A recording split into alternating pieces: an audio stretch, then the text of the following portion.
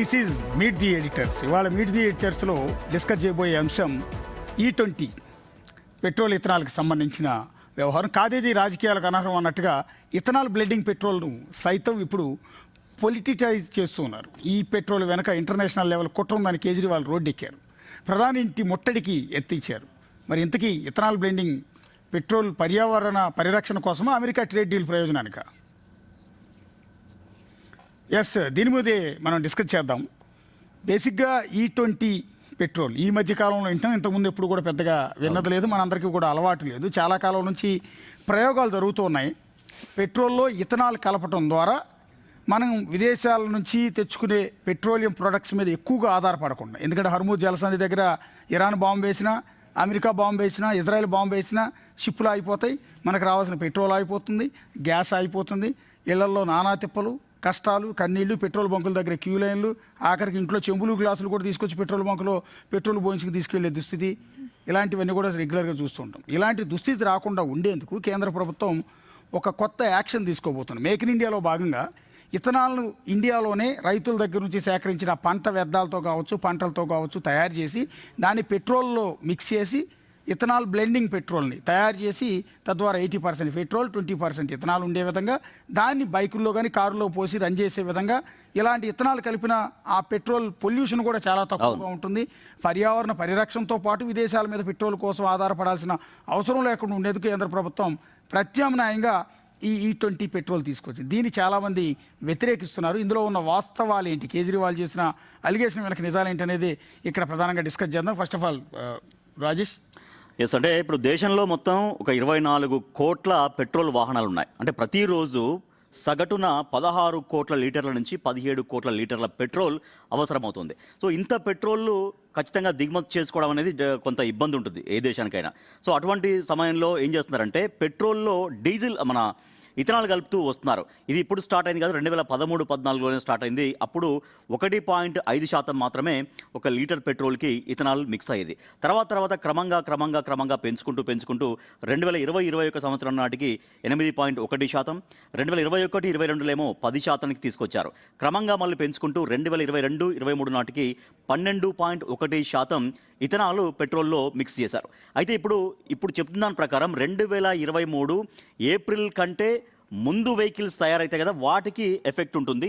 తర్వాత తయారైనటువంటి వెహికల్స్కి ఈ ఇథనాల్ 20 అంటే E20 పెట్రోల్తో పెద్దగా ఇష్యూస్ రావు అని కేంద్రం చెప్తుంది. కానీ నిజానికి చాలా వరకు ఇంకా సందేహాలు, అనుమానాలు చాలామందికి ఉన్నాయి. ఇప్పుడు 23 తర్వాత మేము తీసుకున్నటువంటి వెహికల్స్ కూడా మైలేజ్ తగ్గుతుందేమో, సుమారు 3 నుంచి 6% ఒక మైలేజ్కి డిఫరెన్స్ వస్తుందనేటువంటి ఆందోళన కావచ్చు, అక్కడ కారు ఇంజన్ ఏమైనా దెబ్బతినేటువంటి ప్రమాదం ఉందన్నటువంటి ఆందోళన కావచ్చు, ఇవన్నీ ఉన్నాయి. సో ఎప్పుడైతే 2023-24 నుంచి 14.6%కి పెంచారు, 2024-25కి 19.2% పెంచారు, ఇప్పుడు 20% తీసుకొచ్చారు. సో ఇది ఇంకా క్రమక్రమంగా ఇంకా పెరుగుతూ పోతే మా వెహికల్స్ పరిస్థితి అనేటువంటి ఒక భయాలు, ఆందోళనలు మాత్రం ఖచ్చితంగా ప్రతి ఒక్కరిలో ఉన్నాయి. ఎస్, సో ఈ ఎథనాల్ మిక్సింగ్ అనేది 2001లోనే తీసుకున్న ఒక చర్య, కానీ కొన్ని డిలేస్ కారణంగా అది జరగలేదు. 2013 నుండి ఎథనాల్ మిక్సింగ్ స్టార్ట్ అయింది. అంతకంటే ముందు 1.5% కంటే తక్కువ ఎథనాల్ మిక్సింగ్ మనం చూసాము. బట్ రైట్ నౌ క్వశ్చన్ ఇటు ఎరైజ్ అవుతుంది ఏంటంటే, బయట కంట్రీస్కి లాభం చేకూర్చడానికి ఇవన్నీ చేస్తున్నారా, లేకపోతే పొల్యూషన్ తగ్గించడానికి చేస్తున్నారా లేదా అనేది కాదు. ఆప్షన్స్ ఎందుకు ఇవ్వట్లేదు, చాయిస్ టు సెలెక్ట్ అనేది ఎందుకు ఇవ్వట్లేదు? ఈరోజు E20 పెట్రోల్ కొనాలంటే సేమ్ గతంలో మనం ఎంతకైతే పెట్రోల్ కొన్నామో, ఇన్ఫ్యాక్ట్ ఇక్కడ మనం ప్రైస్ చూసుకుంటే 107 రూపీస్ ఉంది. సో 107 రూపీస్ పెట్టి అదే E20 మిక్స్ చేసిన పెట్రోల్ని కొనుక్కొని మళ్ళీ మైలేజ్ తగ్గుతుంది, ఆ తర్వాత ఇంజన్లో కొన్ని ప్రాబ్లమ్స్ వస్తున్నాయి, ఎటువంటి సబ్సిడీ లేకుండా E20 పెట్రోల్ మేము ఎందుకు కొనాలి అంటూ కూడా వాహనదారులు, కన్జ్యూమర్స్ అడుగుతున్న ప్రశ్న. సో దీనికి గవర్నమెంట్ రెస్పాండ్ అవుతూ E20 పెట్రోల్ కాకుండా ప్యూర్ పెట్రోల్ కూడా మీరు కొనుక్కునే ఆప్షన్ ఉంది కదా అని అంటున్నారు. XP95 పెట్రోల్ ఈ రోజుటి ప్రైస్ 185 రూపీస్. సో 185 రూపీస్ పెట్టి ప్రతి ఒక్క సామాన్య ప్రజలు ఇటు పెట్రోల్ను కొనుగోలు చేయగలరా అంటే ఖచ్చితంగా చేయలేరు.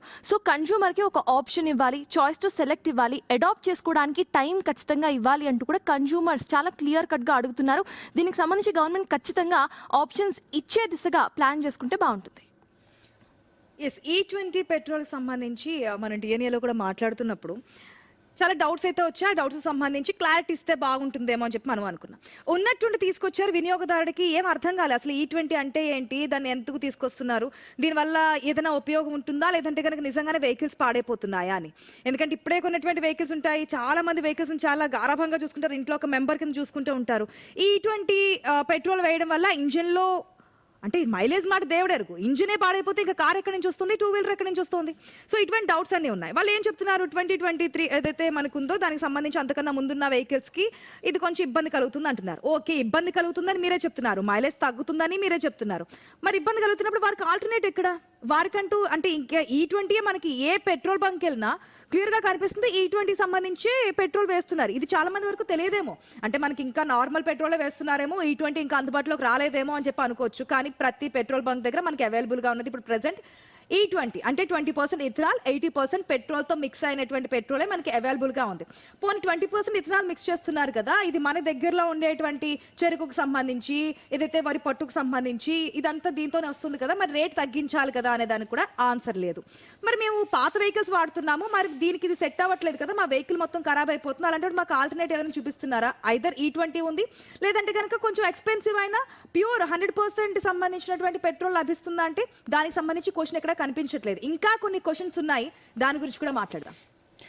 ఎస్, ఇథనాల్ బ్లెండింగ్ పెట్రోల్ వాడుతున్నది భారతదేశం ఒక్కటి మాత్రమే కాదు, చాలా దేశాలు వాడుతున్నాయి. అమెరికా వాడుతుంది, బ్రెజిల్ ఇంకా ఎక్కువగా వాడుతుంది.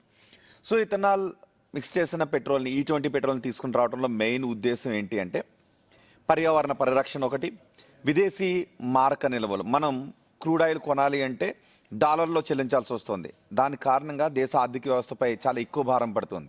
ఇప్పుడు ఇథనాల్ మనం దేశీయంగా తయారు చేసుకోవచ్చు కాబట్టి మనం ఆ భారం నుంచి బయటపడడం. రెండు, ఇక్కడ సబ్సిడీ అని అంటున్నారు, ఇథనాల్ తక్కువ రేటుకి ఏం రావట్లేదు, కానీ దేశీయంగా ఎక్కువగా లభ్యత ఉంటుంది కాబట్టి మనం డాలర్లలో క్రూడ్ ఆయిల్ని కొనాల్సినటువంటి అవసరం ఉండదు. తద్వారా ఇథనాల్ పరిశ్రమలు ఇక్కడ రావడం ద్వారా రైతులు కూడా మేలు జరుగుతుంది. చెరుకును పండించే రైతులు చెరుకు నుంచి, రైస్ నుంచి కూడా ఇథనాల్ తయారు చేస్తుంటుంటారు కాబట్టి ఇది మంచి జరుగుతుంది. అండ్ ఇది సడన్గా తీసుకొచ్చింది కాదు, 2001 నుంచి దీన్ని మెల్లమెల్లగా తీసుకుని రావాలని అనుకున్నారు. కానీ ఇదేదో ఈరోజు ఒక్క రోజులో హడావుడిగా తీసుకొచ్చింది కాదు. సైంటిఫిక్ పరీక్షలు జరిపారు అండ్ ఆటోమొబైల్ తయారీదారులతో సంప్రదింపులు చేశారు, అధ్యయనాలు చేశారు.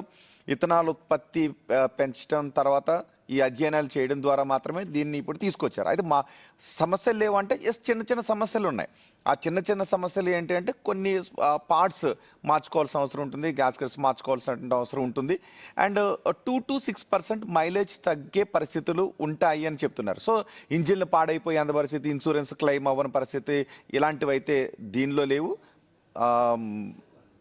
ఏదైతే పొలిటికల్ స్లోగన్, దీనివల్ల ఏదో అమెరికా నుంచి ఇంపోర్ట్ చేసుకోవటం కోసమే దీన్ని తీసుకొచ్చారంటాం చాలా అసంబద్ధమైంది. అమెరికా నుంచి ఇంపోర్ట్ జరగట్లేదంటే జరుగుతుంది, కానీ అది చాలా తక్కువ శాతం మాత్రమే. ట్రేడ్ డీల్లో భాగంగా కొన్ని దిగుమతులు చేసుకోవాల్సిన అవసరాలు కూడా ఉంటాయి. కానీ తీసుకొచ్చిన మెయిన్ ఉద్దేశం పర్యావరణానికి అండ్ విదేశీ మారక నిల్వలు వెళ్ళిపోకుండా కాపాడుకోవడం. అంటే ప్రతి దానిలో కూడా ఒక రాజకీయం చూస్తే ఎప్పటికీ మనం ముందుకు వెళ్ళలేం.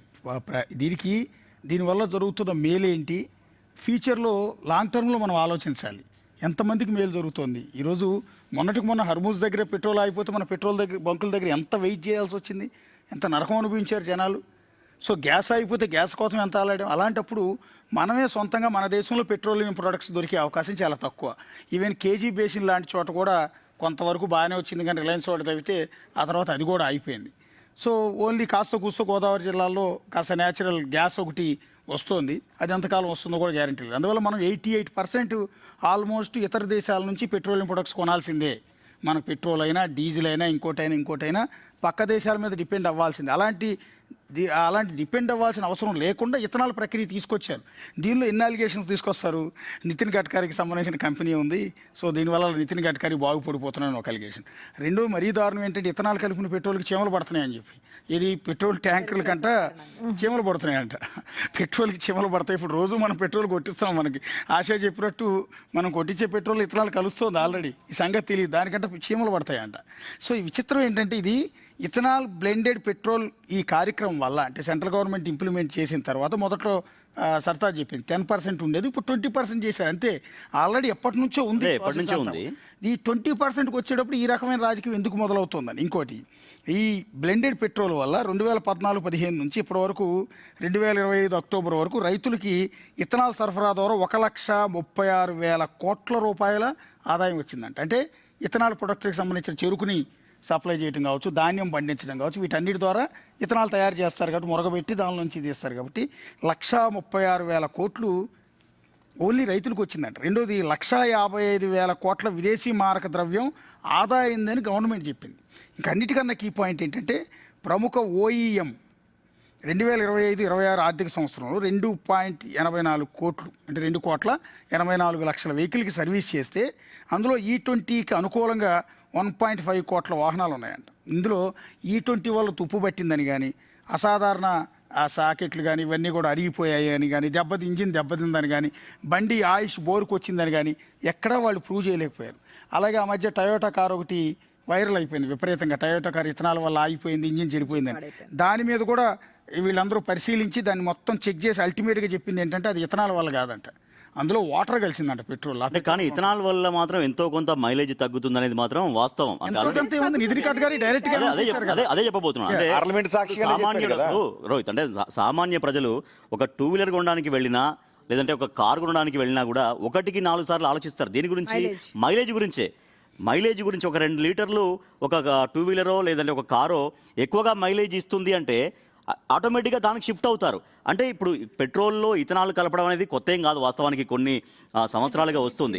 కానీ దీనివల్ల ఏంటంటే మైలేజ్ అనేది ఎఫెక్ట్ కావద్దు. ప్రతి మధ్యతరగతి జీవి, సాధారణమైనటువంటి పౌరులు ప్రతి ఒక్కరు కూడా మైలేజీ కోసమే వాళ్ళు చాలా వరకు ఆలోచిస్తుంటారు. అసలు కొన్ని చోట్ల కాంప్రమైజ్ అవుతుంటారు. ఎందుకంటే ఒక వెహికల్ అనుకొని పోయిన తర్వాత ఆ వెహికల్ కంటే బెటర్గా మైలేజ్ ఇంకొక వెహికల్ ఇస్తుందంటే వాళ్ళు కేవలం మైలేజ్ అది 1-2 లీటర్ల కూడా వాళ్ళు షిఫ్ట్ అవుతుంటారు. కాబట్టి మైలేజ్ తగ్గించకుండా దానికి కలిపితే ఓకే. గవర్నమెంట్ క్లారిటీ ఇచ్చింది 5-6 కిలోమీటర్ల మైలేజ్ తగ్గుతుంది. అవును, దానికి ఏదో 3 గ్రేడ్లు కూడా చెప్పారు. ఈ గ్రేడ్ వెహికల్ అయితేనే తగ్గుతుంది, దాని సాకెట్లు కొన్ని అరిగిపోతాయి అది ఇదని చెప్పారు. అదే క్రమంలో వాళ్ళు చెప్పిన ఇంకో సొల్యూషన్ ఏంటంటే సర్తాజ్ అడిగింది, ఆప్షన్ ఇవ్వాలి కదా అని. ఎస్, సెంట్రల్ గవర్నమెంట్ అది కూడా క్లారిటీ ఇచ్చింది. ఏమంటే భవిష్యత్తులో పెట్రోల్ రేటు తగ్గిస్తాం, ఇంకా తగ్గిస్తాం. మీరు ఏదైతే ఎక్స్పెక్ట్ చేస్తున్నారో అంత అంచనాలకు తగ్గట్టుగానే పెట్రోల్ రేట్లు అంతకంతకు తగ్గించుకుంటూ వస్తాం ఇథనాల్ మిక్స్ చేసిన పెట్రోల్ అని చెప్పింది. సో అంటే క్రమక్రమంగా పెట్రోల్ పెరిగిన తర్వాత కొన్ని సంవత్సరాలుగా ఇప్పుడు 200 రూపాయల లీటర్ అవ్వచ్చు, తర్వాత తగ్గిస్తే ఏంటి ఉపయోగం? అది కాదు కదా. ఇప్పుడున్నటువంటి పెట్రోల్ ఇప్పుడు ఏంటది మన ఇథనాల్. సో ఇథనాల్ ద్వారా ఇక్కడ లోకల్గా ఉత్పత్తి అవుతుంది కాబట్టి దీనివల్ల వచ్చే బెనిఫిట్ డైరెక్ట్గా వాహనదారులకు వెళ్ళాలి. ఇప్పటి నుంచి వెళ్తేనే దాని ఫలితాలు ఖచ్చితంగా అందరికీ అందినట్టు అవుతుంది. కానీ ఎప్పుడో 10 సంవత్సరాల తర్వాత మేము ఇథనాల్ వచ్చే బెనిఫిట్స్ తర్వాత అందిస్తామంటే అది ఎంతవరకు కరెక్ట్? ఇప్పుడు చాలా వరకు అసలు ఎలక్ట్రిక్ వాహనాలు కొనాలా, డీజిల్ వాహనాలు కొనాలా, పెట్రోల్ వాహనాలు కొనాలని ఇప్పటికీ చాలా వరకు సందిగ్ధమే. ఇక్కడ ఏంటంటే వైడ్ ఆస్పెక్ట్స్ ఉన్నాయి. విస్తృత ప్రయోజనాలు ఉన్నప్పుడు వ్యక్తిగత ప్రయోజనాలని కొంత తగ్గించుకోవాల్సిన అవసరం. 2-6% మైలేజ్ తగ్గిపోతుంది అంటే అది జేబులకు చిల్లి పడిపోవడం కాదు, కానీ విదేశీ మార్గద్రవ్య నిల్వలో వెళ్ళిపోవడం, పర్యావరణానికి జరిగే నష్టం. నిజానికి మనం యూజ్ చేస్తున్న ఈ పెట్రోల్ డీజిల్ వల్ల పర్యావరణానికి తీవ్రమైన హాని జరుగుతుంది. ఈ ఇథనాల్ వల్ల కార్బన్ ఉద్గారాలు భారీగా తగ్గుతున్నాయి. దాన్ని నువ్వు ఎన్ని డబ్బులు ఇస్తే దాన్ని నువ్వు రిపేర్ చేయగలుగుతాం పర్యావరణాన్ని? కాబట్టి కరెక్టే, కానీ ఏదైతే 2-6% మైలేజ్ తగ్గుతుంది అంటే ప్రతి సామాన్యుడికి కూడా అది ఒక భారం కిందే మారుతుంది. ఇంకొక పాయింట్ ఏంటంటే మీరు చెప్తున్నారు ఒకవేళ E20 ద్వారా పర్యావరణానికి మేలు జరుగుతోంది, రైతులకు ఉపయోగపడుతుంది, అన్ని కూడా పాజిటివ్సే ఉన్నాయి, అందుకే కేంద్ర ప్రభుత్వం తీసుకొచ్చింది. మన విదేశీ మారక నిల్వలు కూడా పడిపోతున్నాయని చెప్పి మొన్న మోదీ చెప్పారు కాబట్టి దాంట్లో ఇంక్లూడింగ్ మేక్ ఇన్ ఇండియా ఇవన్నీ కూడా దీంట్లో కలుపున్నాయి. యాక్సెప్ట్ చేస్తారు ప్రజలు, కానీ కార్లు ఇది రాజకీయ స్లోగన్ గానే ఉంది తప్ప కార్లు కొనుక్కున్న వాళ్ళని మనం సామాన్యుడిగా చూడాలి. మధ్యతరగతి వాళ్ళు పర్యావరణాన్ని కాపాడాలి, మధ్యతరగతి సామాన్యులు కూడా కొంటారు. కానీ ఆ మధ్యతరగతి ప్రజలు కారును ఉపయోగించుకునేటప్పుడు ఇంతకుముందు రాజేష్ అన్నప్పుడు కూడా మన 2-3 కలిసి వెళ్తున్నప్పుడు కారు తీద్దామా ఇలా అని అనుకుంటున్నారు. కారు తీసేటప్పుడే ఖర్చులు ఎక్కువగా ఉంటాయని తెలుసు, కానీ ఆ 2-6% వల్ల వాళ్ళ ఆర్థిక పరిస్థితి రోహిత్ లేదు, కార్ తీసేటప్పుడే ఒక నిమిషం రాజేష్, కార్ తీసేటప్పుడే బడ్జెట్ ఎక్కువ అవుతుందని తెలిసి వాళ్ళు కార్ కొంటున్నారంటే ఖచ్చితంగా కాదు. రైట్ నౌ వెహికల్ రెవల్యూషన్ చాలా వరకు జరిగింది. ఒక్కొక్క ఫ్యామిలీలో కనీసం 4 ఉంటున్నారు, వాళ్ళు వర్షానికి తడవాలని చెప్పి లేకపోతే ఎండకి ఆ ఎండలో వెళ్ళాలని చెప్పి వాళ్ళు ఎందుకు అనుకుంటారు? సో వాళ్ళ దగ్గర ఉన్న బడ్జెట్ ప్రకారం 10 లక్షల్లోనూ 5 లక్షల నుండి 20 లక్షల వరకు మధ్యతరగతి వాళ్ళు కార్లు కొంటున్నారు ఈఎంఐ ప్రాసెస్ వచ్చాక. బట్ రైట్ నో ఇందాకటి నుండి నేను ఏం చెప్తున్నానంటే E20 పెట్రోల్ చాలా కరెక్ట్ డెసిషన్. అది రావాల్సిందే, రేపటి రోజు E100 కూడా రావాల్సిందే. కానీ దానికి తగ్గట్టు ఇంజన్స్ మోడిఫై చేయడానికి టైం ఇవ్వాలి. కేవలం 8 ఏళ్లలో మాత్రమే మనము డైరెక్ట్గా E10 ఇన్ఫాక్ట్ చెప్పాలంటే ఈ 1.5% నుండి E20 పెట్రోల్ని అచీవ్ చేసాం. చాలా ఫాస్ట్గా ఈ రెవల్యూషన్ మనం తీసుకొచ్చేసాం. కానీ సత్తా నేను ఒక పాయింట్ కన్స్యూమర్స్ గురించి ఒక్కటే మాట, ఇంజన్స్ లో మార్పులు తీసుకుని రావాలనేది ఆటోమొబైల్ కంపెనీలు. మేము రోహిత్ ఒక్క నిమిషం, అదే ఈ 8 years గ్యాప్ లో ఇంజన్స్ లో మార్పులు తేవడం కష్టమే. బికాస్ మొన్నటి వరకు E10 కంపాటబుల్ వెహికల్స్ ని రిలీజ్ చేశారు. ఈ రోజు 1 year back E20 compatible vehicles ని రిలీజ్ చేశారు. రేపటి రోజు E35 అని అంటున్నారు. సో మళ్ళీ E35 కంపాటబుల్ వెహికల్స్ రిలీజ్ చేసే టైంకి ఈ ఇయర్ 2025 లో ఏదైతే E20 కంపాటబుల్ వెహికల్ రిలీజ్ చేశారో ఆ ఇంజిన్ కి లాస్ అవుతుంది. అంటే ఎవ్రీ 2 years కి ఇంజిన్ మార్పులు జరగాలి అంటే యాజ్ అ కన్స్యూమర్ నేను కొంటున్నప్పుడు నాకు కష్టం కదా, చెప్పట్లేదు నాకు కష్టం కదా. విత్ దాట్ పంప్ ఫ్యూయల్స్ మార్చాలి. పంప్ ఫ్యూయల్స్ మార్చడానికి ఒకసారి మెకానిక్ నెల్లి అడిగితే డైరెక్ట్ గా 20 నుండి 30 వేలు అవుతుంది. సో ఒక మధ్యతరగతి కుటుంబ సభ్యుడు ఈఎంఐ కట్టుకుంటూ మళ్ళీ పంప్ ఫ్యూయల్ మార్చడానికి 20 నుండి 30 వేలు వెచ్చిస్తాడు. ఇప్పుడు కంట్రీ కోసం కాబట్టి నేను చేస్తా అని ఎప్పుడు ఒక సబ్సిడీ ఇస్తే, సబ్సిడీ ఇవ్వకుండా ఎప్పుడైనా సరే ఒక కొత్త విధానం వచ్చినప్పుడు జియో సిమ్ కార్డ్స్ ఉన్నాయి, ఆ సిమ్ కార్డ్స్ ఎట్లా మార్కెటింగ్ చేశారు, ఫ్రీగా ఇచ్చి మార్కెటింగ్ చేసేసి అట్లానే ఒక సబ్సిడీ ఇచ్చినప్పుడు ఫస్ట్ జనాలను అలవాటు చేయాలి. ఆ తర్వాత వాళ్ళు అలవాటు పడిన తర్వాత దాన్ని ముందుకు తీసుకెళ్ళాలి. ఇక్కడ అది జరగలేదు. అండ్ టైం కూడా చాలా తక్కువ టైంలో అయిపోయింది. బ్రెజిల్ లాంటి వాటిలో 50 ఏళ్ల తర్వాత అంటే ఇప్పుడు తయారవుతున్నటువంటి ఇంజన్ అంటే వెహికల్ ఇంజన్స్ ఈ రోజుకి ఏదైతే మార్కెట్ లో పెట్రోల్ ఏ రకంగా ఇథనాల్ సంబంధించినటువంటి మిక్సింగ్ ఉందో దానికి అనుగుణంగా మాత్రమే రెడీ అవుతున్నాయి. ఇప్పుడు ఒకసారి ఒక పాయింట్ ఫర్ ఎగ్జాంపుల్ ఎప్పుడో 2001లో ఒక వ్యక్తి కారు కొన్నాడు అనుకుందాం, లేదంటే బైక్ కొన్నాడు అనుకుందాం. సో మళ్ళీ కారు అతనే మార్చుకోకపోవచ్చు. రాజేష్ ఇప్పుడు E20 పెట్రోల్ అందుబాటులో ఉంది. ఇప్పుడు E20 పెట్రోల్ అందుబాటులో ఉంది. రోడ్డు మీద E20 పెట్రోల్ కొట్టించుకుంటున్న పాత వెహికల్స్ అన్ని ఆగిపోతాయి, ఆగిపోలేదు, అందరూ మార్చేసుకున్నారు. 2 నుంచి 6% మైలేజ్ తగ్గుతుందని అక్కడే చెప్పారు. ఇప్పుడు ఏదైతే ఇంజన్లు పాడైపోతున్నాయడానికి సైంటిఫిక్ ఆధారం లేదు, అది కేవలం అపోహ. ఒక్క నిమిషం ఇప్పుడు E20 పెట్రోల్ తీసుకొచ్చారు అంటే E20 కంపాటబుల్ వెహికల్స్ కంటే ముందు E20 కంపాటబుల్ కాని వెహికల్స్ ఎక్కువ ఉన్నాయి. ఇప్పుడు అన్నిట్లోని E20 పెట్రోల్ కొడుతున్నారు, అవన్నీ రోడ్డు మీద ఆగిపోవట్లేదే. ఇప్పుడు నాది ఒక పాయింట్ ఉంది. ఫర్ ఎగ్జాంపుల్ ఇప్పుడు 2025లో ఒక వెహికల్ తీసుకున్నారు ఎవరన్నా, సరే నేను మీరు ఎవరో తీసుకున్నారు. 2023 తర్వాత వచ్చే వెహికల్స్కి ప్రాబ్లం లేదంటున్నారు. సో ఇప్పుడు E20 వెహికల్ E20 పెట్రోల్లో 2025కి ప్రాబ్లం లేదు. కానీ E20 కాదు E30 వస్తుంది ఒక సంవత్సరం తర్వాత. బట్ అప్పుడు ఏంటి పరిస్థితి? మళ్ళీ వెహికల్ ఇప్పుడు రాబోయే ఒక వ్యక్తి సరే 2 సంవత్సరాలు కార్ మార్చొచ్చు, జీవితాంతం ఒకే కార్ వాడే వాళ్ళు ఉంటారు. వాళ్ళ పరిస్థితి E30 రూల్స్ ఉన్నాయి మనకి. ఏంటి? 15 ఏళ్లకు మించి కారు వాడకూడదు. లైఫ్ 15 ఏళ్ళు మీన్స్ అదే అనేది జీవితకాలం అంటే కార్ జీవితకాలం మొత్తం 15 ఏళ్లకు ఒక్కసారి నువ్వు కారు మార్చాల్సిందే, ఎక్స్టెన్షన్ కూడా లేకుండా చేయాలని కేంద్ర ప్రభుత్వం. అదే 15 సంవత్సరాల పాటు ఒకే జీవితకాలం మీన్స్ ఒక మిడిల్ క్లాస్ వ్యక్తి కార్ కొనాలంటే మినిమం ఈఎంఐ ఎన్నేళ్ళు పెట్టుకుంటాడు? 7 years పెట్టుకుంటాడు. 7 years లో మధ్యలోనే E20 అంతంత డబ్బులు పెట్టుకోవాలని వాళ్ళ ఆలోచన. సర్తాజ్ అండ్ రాజేష్ ఒక్క నిమిషం. ఇప్పుడు E20 సర్తాజ్ దగ్గర ఒక కారు ఉంది, అది E20 కంపాటబుల్ కారు. కానీ ఇప్పుడు పెట్రోల్ E20 పెట్రోల్లో అంతకు ముందున్న పాత కార్లలో కూడా కొట్టేస్తున్నారు దేశవ్యాప్తంగా కార్లు అన్ని ఆగిపోయాయా? ఆగిపోలేదు అంటే ఒకటి రెండు ఇన్సిడెంట్స్ పట్టుకుని అన్ని పాడైపోయాయి అంటే కరెక్ట్ కాదు. ఆటోమొబైల్ కంపెనీలే చెబుతున్నాయి ఇంజిన్లు పాడైపోయి. ఇది అలిగేషన్ తప్ప, ఏ కేజ్రీవాల్ లాంటి వాళ్ళు వీళ్ళు చేసే అలిగేషన్ పొలిటికల్ అలిగేషన్ తప్ప, మళ్ళీ కేజ్రీవాల్ లాంటి వాళ్ళు ఆమ్ ఆద్మీ పార్టీ దెబ్బతింది కాబట్టి మళ్ళీ పుంజుకోవాలన్న ఉద్దేశంతో ఏదో ఒక పాయింట్ పట్టుకున్నాడు. అది జనానికి కనెక్ట్ అయ్యేది, మధ్యతరగతికి కనెక్ట్ అయ్యే పాయింట్ కాబట్టి ఇప్పుడు మీ మాదిరిగానే దానికి వచ్చి రైజ్ చేస్తూ వాళ్ళు ప్రధానమంత్రి ఇంటి ముందుకి ర్యాలీకి వెళ్ళే ప్రయత్నం చేస్తే దాన్ని అడ్డుకున్నారు. అది వేరే విషయం. ఇక్కడ ఏంటంటే పాలిటిక్స్ అన్నీ కూడా మిడిల్ క్లాస్ బేస్డ్గానే ఉంటాయి, మధ్యతరగతి ఆలోచనలకు దగ్గరగా వెళ్ళే ప్రయత్నాలు ఉంటాయి. నీకు మైలేజ్ తగ్గిపోతుంది, ఇంజిన్ పాడైపోతుంది అంటే చాలు ప్రతి ఒక్కళ్ళు కనెక్ట్ అయిపోతారు, నమ్మేస్తారు. కానీ ప్రాక్టికాలిటీ ఏంటనేది ఎవరైనా ఆలోచిస్తున్నాము మనం? ప్రతి ఒక్కళ్ళు లాజిక్కే రైజ్ చేస్తున్నాం తప్ప దేశానికి జరిగే లాభం ఏంటి? వ్యక్తిగతంగా నష్టపోయారంటే ఒక్క ఇంజిన్ అన్న ఆగిపోయిన సందర్భం ఉందా ఈ రోజుకి? ఇక్కడ ఇథనాల్ చాలా ఇంజిన్- రోజుల నుంచి వాడుతున్నాం. కాదు అశోక్, ఇక్కడ ఇంజిన్ ఆగిపోతుందనే ప్రస్తావన లేదు, మైలేజ్ తగ్గుతుందన్న ప్రస్తావన ఉంది. E20 వల్ల ఇంజిన్ దెబ్బతింటం లేదా ఇంజిన్ సామర్థ్యం తగ్గటం మీద ఎలాంటి శాస్త్రీయ అధ్యయనం లేదని సెంట్రల్ గవర్నమెంట్ పార్లమెంట్కి చెప్పింది. రెండోది ఇక్కడ IOCL Indian oil corporation limited కావచ్చు, Indian institute of petroleum IIP కావచ్చు, డెహ్రాడూన్ SIAM కావచ్చు, ARAI ఇవన్నీ కూడా 2 వీలర్స్ కానీ 4 వీలర్స్ కానీ వీటి అన్నిటి మీద కూడా రకరకాల ప్రయోగాలు చేసింది. ఇథనాల్ 20% కలిస్తే ఏంటి, 10% కలుస్తున్నప్పుడు ఏం జరిగింది, ఇప్పుడు మైలేజ్ తగ్గడం కావచ్చు, ఇంజిన్ మీద ఏమైనా ప్రభావం చూపిస్తోందా, ఇవన్నిటి మీద కూడా దాదాపు 3 ఏళ్ల నుంచి టెస్టులు చేసిన తర్వాత ఫైనల్ రిజల్ట్ ఇచ్చారు. ఏమనంటే ఈ వాహనాలకు ఎలాంటి ప్రాబ్లం ఉండదు, ఇంజిన్ చెడిపోయే అవకాశం లేదు, కొంత మైలేజ్ తగ్గుతుంది. దానికి సొల్యూషన్ ఏం చేయాలి అంటే ఇప్పుడు లీటర్ 110 రూపాయలు ఎంత ఉన్నట్టుంది కదా లీటర్ పెట్రోల్, దాన్ని 80 రూపాయలకో 70 రూపాయలకో తీసుకురాగలిగితే అప్పుడు మధ్యతరగతి వాళ్ళు మైలేజ్ కొంత కాదు, ఎందుకంటే ఇథనాల్ కూడా చీప్ గా లేదు. ఇథనాల్ కలిపిన పెట్రోల్ తగ్గించడానికి అవకాశం లేదు, ఎందుకంటే ఇథనాల్ చీప్ గా రావట్లేదు. మనం అనుకున్న చెరుకర నుంచి వచ్చే దగ్గర ఇథనాల్ చాలా తక్కువకి వస్తుందేమోనండి. అది కూడా క్రూడ్ ఆయిల్ ధరతోనే ఉంది. కాకపోతే క్రూడ్ ఆయిల్ కొనాలి అంటే మనం డాలర్స్ విదేశాలకు చెల్లించాల్సి వస్తుంది. యాక్చువల్లీ ఇప్పుడు మీరు చెప్పింది డిస్కషన్ పాయింట్. అసలు నేను కూడా ఒక లైన్లో ఉన్నాను, రోహిత్ చెప్పిన తర్వాత నేను కేజ్రీవాల్ లైన్లోకి వస్తున్నాను. ఎందుకంటున్నాను అంటే ఇదే పాయింట్, ఇథనాల్ కూడా కాస్ట్లీ అయినప్పుడు పెట్రోలే వాడుకుంటే అయిపోతుంది. ఎగ్జాక్ట్లీ పాయింట్ కూడా అదే. నేను ఆన్సర్ కంటే కాస్ట్లీ అని. కరెక్ట్ నేను ఆన్సర్ చెప్తా. ఒక్క నిమిషం ఒక లీటర్ చెరుకు నుంచి ఇథనాల్ తీయాలంటే కొన్ని వేల లీటర్స్ ఆఫ్ వాటర్స్ మనకి చెరుకు పండించడానికి, కానీ ఆల్రెడీ లేదు, తీయడానికి కూడా ఇథనాల్ తీయడానికి. ఓకే వాటర్ సోర్సెస్, ఒక్క నిమిషం రాజేష్, వాటర్ సోర్సెస్ అన్ని ఉన్నాయి. ఇంతకు ముందు అశోక్ అడిగిందని చెప్తా. వాటర్ సోర్సెస్ లేదంటే చెరుకు పంట ఉండదు, చెరుకు పంట లేదంటే ఒక్క నిమిషం, వాటర్ ఉంది కానీ దీనికి డైరెక్ట్ ఇన్వాల్వ్మెంట్ కాదు ఆశ. ఓకే ఒక్క నిమిషం ఉంటే చెప్తా.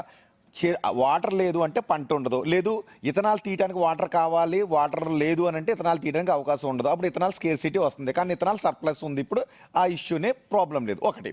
రెండు, ఇథనాల్ ఎక్కువ రేట్ అయినప్పుడు పెట్రోల్ యూజ్ చేసుకోవచ్చు కదా అని అంటున్నారు. కానీ ఇథనాల్ని మన దేశీయంగా ఉత్పత్తి చేసుకోవచ్చు, విదేశీ డాలర్లు పెట్టి కొనాల్సిన అవసరం లేదు.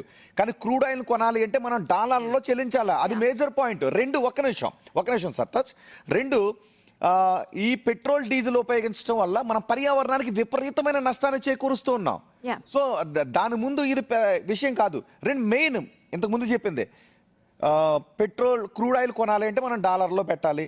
సో ఇథనాల్ చేయాలంటే మనం రూపీస్లో కొంటే రైతుల దగ్గర నుంచి సరిపోతుంది. అంటే పర్యావరణం కాపాడాలి, వేల కోట్ల రూపాయల ఆదాయ దేశానికి అవుతుందంటే ఎవరు కాదన్నారు. కానీ సో ఇప్పుడు ఇథనాల్ వల్ల వచ్చేటువంటి సమస్యలు ఏంటంటే ముఖ్యంగా ఆహార భద్రత పైన ఆందోళన వ్యక్తమవుతుంది. ఎందుకంటే ఒకప్పుడు ఇథనాల్ అనేది ఒక రకంగా తీసి, కానీ ఇప్పుడు చెరుకు తర్వాత దాని ఉప ఉత్పత్తులు, బియ్యము, గోధుమలు అన్ని వాటి వ్యర్థాల నుంచి తీసేస్తున్నారు. అంటే ఇథనాల్ తీయడం కోసం ఈ పంట ఎక్కువ పండడం వల్ల ఆహార భద్రతకి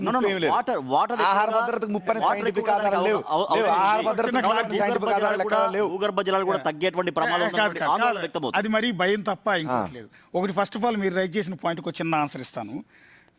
రీసెంట్గా వచ్చిన వెహికల్స్ అన్ని పాడైపోతున్నాయని కదా కంప్లైంట్.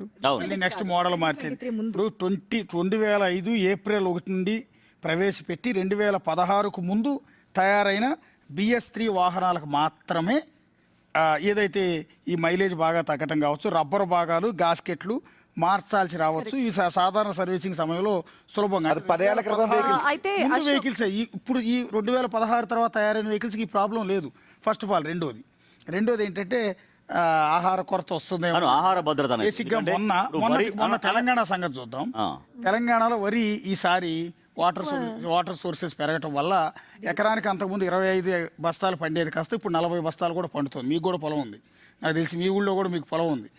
సో 35 నుంచి 40 బస్తాలు పండుతుంది. ఆ పండిన ధాన్యం ఇప్పుడు మీరు చూసే CMR రైస్ అని చెప్పి ధాన్యం రాష్ట్రం కొనాలా కేంద్రం కొనాలా అర్థం కాక, కేంద్రం పట్టించుకోక, రాష్ట్ర ప్రభుత్వం కొనక, ధాన్యం బస్తాలని రోడ్ల మీద పెట్టుకుని, వర్షం వస్తే తడిచిపోయి కన్నీళ్లు పెట్టుకుని పాపం ఎవరికి అమ్ముకోవాలో తెలియని దారుణమైన సిచ్యువేషన్లో రైతులు ఉన్నారు. పంట దిగుబడి మనం తినాల్సిన రైస్ కంటే కూడా కంటెంట్ ప్రొడక్షన్ ఎక్కువ వస్తుంది. అలాంటి నేపథ్యంలో ఆ రైతులు నడి రోడ్డు మీద పడిగాపులు కాసి మా ధాన్యం కొనండి మహాప్రభు అని వేడుకోవాల్సిన దుస్థితి ఉండదు. ఇథనాల్ కోసం అదే ధాన్యాన్ని సప్లై చేస్తారు రాజేష్. తద్వారా రైతులకి ఎంతో ఉపశమనం లభిస్తుంది. ఒకప్పుడు కేవలం చెరుకు నుంచి మాత్రమే ఇథనాల్ తీసేవాళ్ళు, తర్వాత వరి, మొక్కజొన్న రైతులకి మేలు తయారు చేసేది చిన్న లాజిక్. ఇప్పుడు తణుకు షుగర్ ఫ్యాక్టరీ దగ్గరికి వెళ్తే మీరు తణుకు షుగర్ ఫ్యాక్టరీ కానీ ఉయ్యూరు షుగర్ ఫ్యాక్టరీ దగ్గరికి వెళ్ళినప్పుడు ఆ ఫ్యాక్టరీ వెనక నుంచి వెళ్తున్నప్పుడు భయంకరమైన కంపు వస్తూ ఉంటుంది, భయంకరమైన స్మెల్ వస్తుంది. ఏంటంటే ఆ చెరుకు పిప్పు నుంచి తీసిన వేస్ట్ ఉంటుంది కదా, అదంతా కూడా అక్కడ స్టోర్ చేసి పెడతారు. అది మురుగు కంపు కొట్టి దానిలోంచి ఇథనాల్ ప్రొడక్షన్ వస్తుంది. దానివైనా అంతే, మొక్కజొన్నలు వీటిని మురగబెట్టిన తర్వాత దానిలో ఈ సందర్భంగా దేశంలో ఇథనాల్ ఎక్కువగా ఏ రాష్ట్రం నుంచి వస్తుందో మనం చూస్తే మహారాష్ట్ర దేశంలోనే అత్యధికంగా ఇథనాల్ ఉత్పత్తి సామర్థ్యం 396 కోట్ల లీటర్లు పర్ ఇయర్. తర్వాత యూపీ సెకండ్ ప్లేస్లో ఉంది, ఇదేమో 331 కోట్ల లీటర్లు. తర్వాత కర్ణాటక, సౌత్ ఇండియా నుంచి కర్ణాటక 270 కోట్ల లీటర్లు ఉత్పత్తి చేస్తుంది. తర్వాత బీహార్, పంజాబ్ ఇవన్నీ ఉన్నాయి. సో ఇవన్నీ ఇంత ఎత్తున ఎట్లా ఉత్పత్తి చేస్తున్నాయంటే ఇందాక దాని గురించే, అంటే వరిని ఎక్కువగా యూజ్ చేస్తున్నాయి, జొన్నలు ఎక్కువ యూజ్ చేస్తున్నాయి, మొక్కజొన్న పంట ఎక్కువ యూజ్ చేస్తున్నాయి. కాబట్టి ప్రజలకు కావాల్సినటువంటి ఆహార ధాన్యాలు మొత్తం ఇథనాల్కి ఉపయోగపడుతూ ఇథనాల్కే కాదు, ముందు ఎక్కడైనా కూడా ఆహార భద్రత అయిన తర్వాత ఏమన్నారు ఇథనాల్కి వినియోగం చేస్తారు. క్వశ్చన్స్ ఏంటంటే నా క్వశ్చన్ కాదు, చాలా మందిలో ఉన్నటువంటి క్వశ్చన్స్ అందరికి ఆన్సర్ ఇవ్వాలి కదా, అందరికీ ఆన్సర్ ఇవ్వాలి. అనుమానాలు పటాపంచలు చేయాలని నేను కోరుకుంటున్నాను. ఇప్పట్లో భారతదేశంలో సర్ప్లస్ ఉంది, ఇప్పటికి రాబోయే రోజుల్లో కూడా సర్ప్లస్ ఉంటది అనే అంచనాలు ఉన్నాయి. అంచనాలు కాదు, వాస్తవాలు. సో ఇప్పుడు కన్స్యూమర్ దగ్గర కొన్ని క్వశ్చన్స్ ఉండడానికి, డౌట్స్ ఉండడానికి అక్కడ తప్పు లేదని నాకు అనిపిస్తుంది. నితిన్ గడ్కరీ డైరెక్ట్ గా మీడియా ముఖంగా మాట్లాడుతూ మైలేజ్ తగ్గదు అని చెప్పిన ఆయనని డైరెక్ట్ గా ఇటు పార్లమెంట్ లో మాట్లాడుతూ అక్కడ అబద్ధాలు చెప్పకూడదు కాబట్టి అక్కడ ఒప్పుకున్నారు మైలేజ్ తగ్గుతుంది అని. సో ఇటువంటి ఫ్లిప్ గేమ్స్ ఉన్నప్పుడు యాజ్ అ కన్స్యూమర్ వాళ్ళకి చాలా డౌట్స్ ఉంటాయి. ఎప్పుడైనా సరే ఒక కొత్త వస్తువు అలవాటు చేయడానికి సబ్సిడీ ఖచ్చితంగా ఇవ్వాలి. నేను నష్టపోతున్నా అన్నప్పుడు ఎంత సబ్సిడీ ఇస్తున్నారు, నేను ఇక్కడ తక్కువ కడితే ఆ తక్కువ కట్టిన దాని నాకు సంబంధించి ఇంజన్ వాటి మీద కానివ్వండి, లేకపోతే ఏమైనా ప్రాబ్లమ్స్ ఉంటే వాటి మీద ఇన్వెస్ట్ చేసుకోవచ్చు అన్న అభిప్రాయము ఖచ్చితంగా కన్స్యూమర్ ఉంటుంది. Part of it Brazil 50 years తీసుకుంది, భారత్ 8 years తీసుకుంది. అండ్ ఇన్ ఫ్యూచర్ ఇంకా ఫాస్ట్ గా ఈ 30, ఈ 40 వరకు మనం వెళ్ళబోతున్నాం. ఎథనాల్ బ్లెండెడ్ పెట్రోల్ అనేది చాలా ఇంపార్టెంట్. సో దీనికి తగ్గట్టుగానే ఫ్లెక్స్ ఫ్యూయల్కి సంబంధించిన ఇంజన్స్ ఖచ్చితంగా రావాలి. బికాజ్ ఇందాక ఇంజన్కి సంబంధించి మనం మాట్లాడుకుంటూ స్టడీస్ ఏం అట్లా చెప్పట్లేదు అని అన్నారు, కానీ బట్ పెట్రోల్ బంక్ల యాజమాన్యాలు డైరెక్ట్గా బోర్డ్స్నే పెట్టాయి, ఎక్కడా కూడా వాటర్తో కాంటాక్ట్ని తీసుకురాకండి ఎథనాల్ని, సో దాట్ విల్ సెపరేట్. దానివల్ల ఇరోజన్స్ అంటే తుప్పు పడిపోతుంది అన్న కొన్ని డైరెక్ట్గా పెట్రోల్ బంక్ యాజమాన్యాలు చెప్పే నిజంగా తుప్పు పడతాయి. సో ఈ జాగ్రత్తలు తీసుకోవాలి అంటూ కూడా చెప్తున్నారు. పెట్రోల్ బంక్లో కూడా ఇవి జరిగిన సందర్భాలు ఉన్నాయి. సో ఫ్లెక్స్ ఫ్యూయల్కి సంబంధించిన ఇంజన్స్ను ఎంత తొందరగా వీలైతే అంత తొందరగా భారత్ లో ఇటు ఇంట్రొడ్యూస్ చేస్తే రేపటి రోజు ఈ 100 పెట్రోల్ వరకు మనం కొట్టించుకోవచ్చు. దీనిని తట్టుకోగలిగే సామర్థ్యం ఉన్నటువంటి ఇంజన్స్ మాత్రం ఖచ్చితంగా రావాలి. కానీ ఇంకోటి ఏంటంటే ఓకే స్వాగతిస్తాం, ఎందుకంటే దేశానికి సంబంధించింది కాబట్టి మన విదేశీ మార్క్ నిల్వలకు సంబంధించి తగ్గిపోతుంది. మేక్ ఇన్ ఇండియా, మనం ఒక దగ్గర నుంచి ఇట్లాగా మనం వార్ వచ్చినప్పుడు ఏదైతే ఇబ్బంది పడ్డామో అటువంటి సిచ్యువేషన్స్ ఇన్ ఫ్యూచర్ రాకుండా మనం ఇక్కడే చేసుకుంటే సెటరేట్ అవుతుంది కదా అని ఒక ఆలోచనతో ఉన్నప్పుడు యాక్సెప్ట్ చేస్తారు. కానీ ఏదైతే ప్రజల్లో చిన్న చిన్న అనుమానాలు ఉన్నాయో అనుమానాన్ని కూడా నివృత్తి చేసి ముందుకెళ్తే బాగుంటుందేమో నాకు అభిప్రాయం. ఎందుకంటే ఒకవేళ ఇన్ కేసు ఇప్పటికిప్పుడు వెహికల్ ఆగిపోవచ్చు. ఇప్పుడు కొంతమంది ప్రతిరోజు 4 wheelers లో రారు, ఎప్పుడైనా లాంగ్ ట్రిప్స్ ఉంటే అప్పుడు యూస్ చేస్తూ ఉంటారు. అప్పుడు ఏదైనా లాస్ జరిగితే అది ఎవరు బాధ్యత అనేది ఒకరు క్లారిటీ ఇవ్వాలనేది ఇప్పటికీ నడుస్తోంది. And at the same time ఇంకోటి ఏంటంటే వినియోగదారులకి ఎంపిక ఉండాలి. ఒకవేళ నేను 100% పెట్రోల్ నా స్తోమత ఉంది, నేను కొట్టించుకోగలను, నాకు వెహికల్ అనేది చాలా కీలకం అనుకున్నప్పుడు ఆల్టర్నేట్ సోర్స్ అనేది ఇస్తే బాగుంటుందేమో కేంద్రం అనేది ఇంకొక పాయింట్. ఆల్రెడీ 170 రూపాయలు పెట్టి కొనుక్కోవచ్చు కదా, కేంద్రం చెప్పింది కూడా అదే. ప్యూర్ తీసుకుంటా సంబంధించి కూడా ఆల్రెడీ 170 రూపాయలు పెట్టి కొనుక్కోవచ్చు. ఇంకొక అదే చెప్పారు, నిజానికి ప్యూర్ పెట్రోల్ కొనుక్కోవాలి అంటే 170 రూపాయలు పెట్టి వినియోగదారులకు ఇంకా భారం. ఇంకోటి ఏంటంటే చాలా మందికి ఇటువంటి అనుమానాలు కావచ్చు, ఇటువంటి కొన్ని క్వశ్చన్స్ ఉన్నాయి కాబట్టి చాలా మంది ఎలక్ట్రిక్ వెహికల్స్ కూడా మొగ్గు చూపుతున్నారు. ఒక 1 yearలోనే లాస్ట్ ఇయర్లోనే మొత్తం దేశవ్యాప్తంగా 25 లక్షల ఎలక్ట్రిక్ వెహికల్స్ డెలివరీ అయ్యాయి. అంటే ఇటువంటి అనేక అనుమానాలు, నిజంగా ఇటువంటి పెట్రోల్ వాడితే పాడవుతుందేమో, సరే ఎలక్ట్రిక్ వెహికల్ అయితే బెస్ట్ కదా, అటు పెట్రోల్ కాదు ఇటు డీజిల్ కాదు, చక్కగా ఛార్జింగ్ తీసుకొని పోవచ్చు, చాలా వరకు ఎక్కువగా వస్తుంది అనే దానిపైన కూడా ఎలక్ట్రిక్ వెహికల్స్ వైపు కూడా చాలా వరకు మొగ్గు చూపుతారు. సార్ అది ఆ వెహికల్స్ కూడా రావాలి. ఇందాక సర్తా చెప్పినట్టుగా ఒక అన్ని రకాల తట్టుకునే విధంగా ఇంజన్స్ వస్తే ఇటువంటి సమస్యలకు చాలా చెక్ పెట్టవచ్చు. ఎడిటోరియల్ పార్ట్లో భాగంగా ఇవాళ మీట్ థియేటర్స్లో అల్టిమేట్ బాటమ్ లైన్ ఒకటే, అల్టిమేట్గా ప్రజలకు న్యాయం జరగాలని డిమాండ్. ఇప్పుడు మాలో కొంతమంది అభిప్రాయ భేదాలు ఉండొచ్చు ఆ కంటెంట్ విషయంలో, కానీ అల్టిమేట్గా అందరం కోరుకునేది ఒకటే, సెంట్రల్ గవర్నమెంట్ చెప్తున్నది పాటించాలి, కానీ ఆ దేశానికి మేలు జరుగుతుంది అనుకున్నప్పుడు, పర్యావరణానికి మేలు జరుగుతుంది అనుకున్నప్పుడు, రైతులకు మేలు జరుగుతుంది అనుకున్నప్పుడు ఇవన్నీ ఓకే.